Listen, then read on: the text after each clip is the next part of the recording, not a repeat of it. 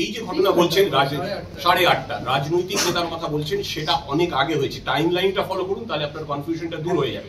শুনুন, এটা বলছি সেটা হচ্ছে যে আগে এই ঘটনা বিকাশ ভবনের গেট ভেঙে people had taken over the campus, তারপরে এই ঘটনা ঘটে। ততক্ষণে পুলিশের ধস্তাধস্তি চলছে। সুতরাং এই ঘটনায় যেটা উত্তেজনাকে বাড়িয়ে দিয়েছিল, এইটা বোধহয় ঠিক নয়।